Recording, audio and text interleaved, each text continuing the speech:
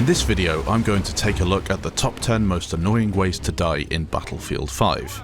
BF5 certainly has its moments, and if you can see past the variety of missing features and bugs, there is a lot of fun to be had. That being said, as with every Battlefield game, there are always those annoying deaths that you'll encounter from time to time. Let us take a closer look at some of those moments.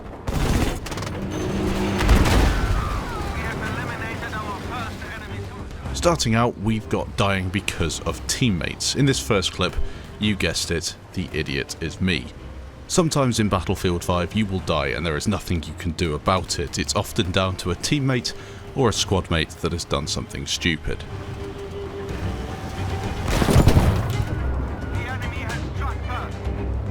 Next up, we've got prone camping enemies. Some might argue that in a game that has tried to create a more realistic simulation of war, with features such as 3D spotting being removed for the most part, and camouflage being more effective, you should really have to spend more time looking for those enemies camping in all the corners. The issue is more than that though. I don't care how hard you look, sometimes enemies just cannot be seen.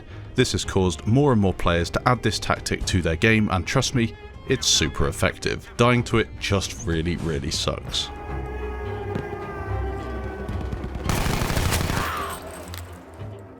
Dying because of animations. DICE went overboard with the animations in Battlefield 5. Everything has its own little animation no matter what it is, and whilst some are fairly nice to see, none add to the gameplay experience at all.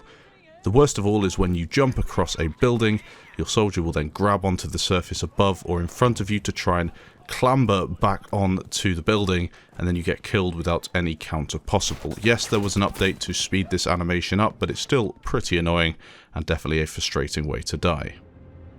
Arguably the most annoying way to die on this list is of course dying to a cheetah. This is a really terrible way to die, and arguably it's the worst it's ever been in Battlefield, with Battlefield 5 having a cheating problem that has been well documented by a lot of content creators. It's definitely worse than in Battlefield 1, and one of these idiots will really suck the fun out of any game you're trying to have. Dying to the goddamn mini-fires you find all around the map. This was a big problem in BF1, and DICE thought it was a great idea to replicate this in Battlefield 5. You're standing next to a broken down or destroyed vehicle, and then all of a sudden your soldier starts screaming and goes up in flames like a human torch. Realism is at an all-time high in Battlefield 5. Everybody knew that soldiers from the Second World War were covered in petrol, as they were in World War 1, and we saw that in Battlefield 1. It's a bit of a joke and definitely shouldn't be in the game. Getting killed by a close-range Piat, Panzerfaust or rifle grenade is just the best. The cherry on top is when the guy that shoots you is easily close enough to kill himself as well, but casually walks off without taking any damage whatsoever.